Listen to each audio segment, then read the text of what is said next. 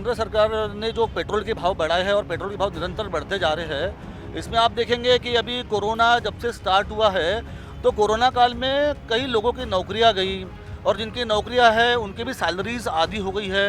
लोगों के धंधे सब बिजनेस चौपट हो गए हैं। इसमें लोगों के पास एक तो पैसा है नहीं और जो भी काम धंधे थे वो चौपट हो गए। उसमें इस समय में पेट्रोल के रेट बढ़ाना, डीजल के रेट बढ़ाना, तो इससे तो आम जनता को काफ़ी दिक्कत हो रही है। तो केंद्र सरकार को ये समझना चाहिए कि पहले लोगों के पास रोजगार नहीं है, रोजगार चले गए हैं, धंधे पानी चौपट हो गए हैं। इस सिचुएशन में अगर रेट बढ़ाना तो ये मुझे लगता है कि ये तानाशाही है केंद्र सरकार की। मैं इसका निषेध करता हूँ। आप देखिए कि निरंतर पेट्रोल और डीजल की गाड़ियों में देखिए क्या फ़र्क था कि पहले डीजल सस्ता था, पेट्रोल महंगा था, तो लोग डीजल गाड़ियाँ खरीदते थे। आज ये मेरी गाड़ी है तो इसके अगर मेरे को डीजल गाड़ी खरीदनी है तो 4-5 लाख रुपए मेरे को ज़्यादा देकर डीजल गाड़ी खरीदनी पड़ती थी। अब क्या है कि डीजल और पेट्रोल के रेट अभी सेम आ चुके हैं। फिर क्या फायदा मुझे डीजल गाड़ी लेने का? इसमें तो मेरा और मेरे जैसे लाखों लोगों का नुकसान ही हो रहा है।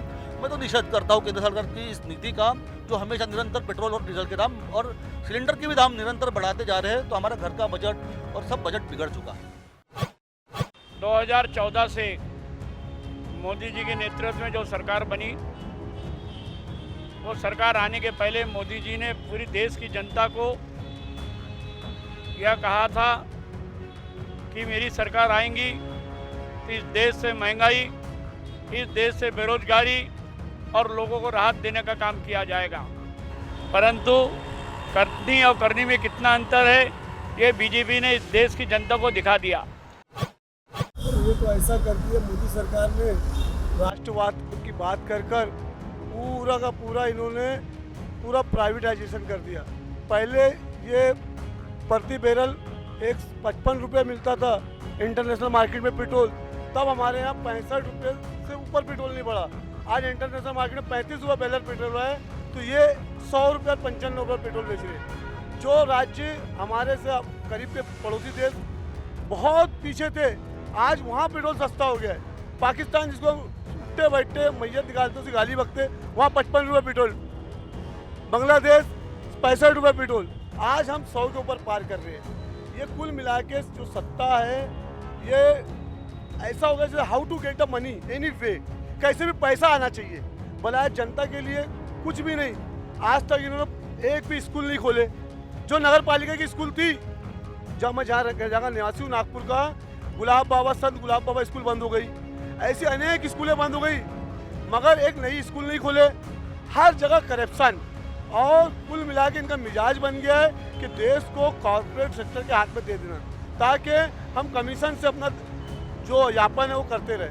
और इनका एक बहुत बड़ा फंडा इनके नज़दीक ये है कि आपस में हिंदू मुसलमान ला दो, कभी गाय का मसला ला दो, यानी इस पर बहस हो, जमीन के आखिरी आदमी की बात ना हो, ये सब। और छूट, अगर आज डीजल के दाम बढ़े हैं तो रोज़मर्रा की जो चीज़ें हैं, सब्जी मार्केट, किसानों के बीजों के मार्केट, खाद के वस्तुओं के दाम, ये सब चीज़ें ऑटोमेटिक बढ़ रहे हैं। और महंगाई आज इस कदर छू चुकी है कि कभी देश ने नहीं सोचा था कि देश में पेट्रोल 100 रुपये के भाव से बिकेगा, डीजल 90 रुपये के भाव से बेचेगा।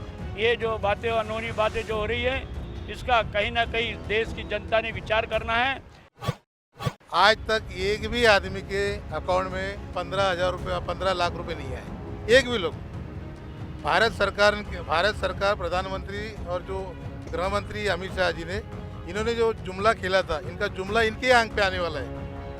एक भी आदमी को, एक भी परिवार को 15 लाख रुपए आज तक के अकाउंट में आए नहीं। हमारे तो छोड़ो, हमारे साथ वाले, हमारे पहचान वाले, हमारे सामाजिक क्षेत्र में काम करने वाले एक भी आदमी के अकाउंट में 15 लाख रुपए नहीं आए। ये साफ तौर पे जुमला था। 15 लाख के बारे में लोगों को लगा था कि एक बहुत बड़ी कांग्रेस बहुत दिनों से सरकार चला रही है, इन्होंने आज तक कुछ दिया नहीं। जब इन्होंने बोला तुम्हारे खाते में 15 लाख आएगा, तो जनता को लगा कि कुछ चमत्कार होने वाला है। मगर जैसे ये आए तो इनके जो गृह मंत्री है अमित शाह, और सही में हमारा भी कसूर है। हम भी क्या तड़ी पार है, जो जेल काट के आया, जिसे गोधरा कांड के अंदर बहुत बड़ा रोल था। तुम ऐसे लोगों को हम वोट दे के, वो भी बैठे ऐसे आगे नहीं, हमारी मानसिकता पर पूरा उन्होंने कब्जा कर लिया है। उन्होंने मुसलमान और हिंदू को बांट कर ऐसा राजकारण कर दिया, तुमको लग रहा है कि यही हमारे रक्षा करने वाले हैं, मगर ऐसा है नहीं। अरे 15 लाख नहीं आने तो लोगों को समझ में आ गया और उन्होंने बोल दिया जुमला है, यानी पूरे लोग को वो बेवकूफ़ समझ रहे कि जुमलेबाजी करके अपन आ सकते हैं। अब कोई आ रहा नहीं है। सर सिलेंडर के भाव बढ़ने से ये हो गया है कि उसमें जो हमको चाय के रेट बढ़ाकर बेचना पड़ रहा है, जो हम दिन के 100 चाय या 150 चाय बेचते थे उसका डायरेक्ट हाफ हो गया है, 75 चाय बेचना पड़ रहा है, जिससे हमको कम फायदा हो रहा है, कम प्रॉफिट हो रहा है। एक तो लॉकडाउन के कारण वैसे धंधा मंदी में चल रहा है, ऊपर से दिन ब दिन पेट्रोल के, गैस के और तेल के प्रकार के भाव बढ़ रहे हैं, जिसके कारण हमें एक तो धंधा आधा हो गया है, प्रॉफिट आधा हो गया है और दिन ब दिन पेट्रोल के भाव बढ़ते जा रहे हैं। इसके कारण हम थोड़ा नाराज़ है। अभी तो ऐसा हो गया है कि घर का जो चूल्हा है वो हिल गया है, औरतें आदमी को गाली बक रही है क्योंकि उसका बैलेंस ही हिल गया है, उसका बैलेंस ही हिल गया है, समझे। पूरा घर में का जो बजट है वो हिल गया है। तो ऐसे हालात है और आने वाला वक्त कहीं ये 2 सीट पर जैसे पहले थे वहीं वापस आएंगे, ऐसा लगता है। एक तो क्या बताए सर, पहले ही पब्लिक है ही नहीं, ऊपर से ये इतनी महंगाई है और पेट्रोल इतना हाई फाई हो चुका है कि क्या बताए कुछ मेंटेन नहीं हो पा रहा है। रास्ते पे जाओ तो एक सवारी नहीं मिल रही, 100 के बाद पेट्रोल छू रहा है, खाएंगे तो क्या खाएंगे, सुबह से निकल रहे, ये 500 रुपये का भी धंधा नहीं हो पा रहा है। घर का तो पूरा व्यवस्था खराब हो जाए। घर में गए तो बीबी कहती है कि क्या लाए पैसे, तो चुपचाप रह के कहना पड़ता है कि सब महंगाई के चक्कर में कुछ भी नहीं है, पेट्रोल नहीं है, सवारी नहीं है। ऐसा है कि भारत सरकार ने जन सामान्य लोगों को मारने का सोचा या जिंदा जलाने का सोचा, ये पता नहीं। भारत सरकार ने हर 15 दिन में पेट्रोल के भाव बढ़ने की वजह से हमारा जो रोज़मर्रा की जो काम था, रोज़मर्रा का हमारा जो सेटिंग था, महीने का जो हमारा सेटिंग था वो पूरा बिगड़ गया है। महीने में अभी एक साधारण आदमी को पहले 2000 लगता था, अभी टोटल 4 से 5 हज़ार रुपये लगता है और एक परिवार में 3 से 4 गाड़ी होती है। पेट्रोल के भाव बढ़ने की वजह से जन सामान्य आदमी का डामाडोल काम हो गया है। हम सरकार का निषेध करते हैं। सरकार ने पेट्रोल कम से कम 50 रुपये लीटर तो भी करना चाहिए। ये सरकार एक अंधी सरकार है, एक अनसुनी सरकार है और आने वाले समय में ये लाचार सरकार जो है ये देश की जनता को किस घर तक ले जाएगी, इसके बारे में हमको और आपको चिंता का प्रश्न आ चुका है।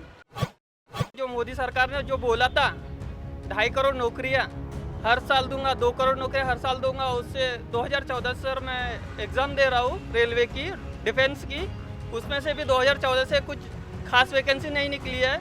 2019 में निकली है डायरेक्ट 2014 से रेलवे की वैकेंसी डी और एलपी, जो हर साल निकलती थी वो हर 4 साल 5 साल बाद निकल रही है। इससे भी बहुत नाराज है।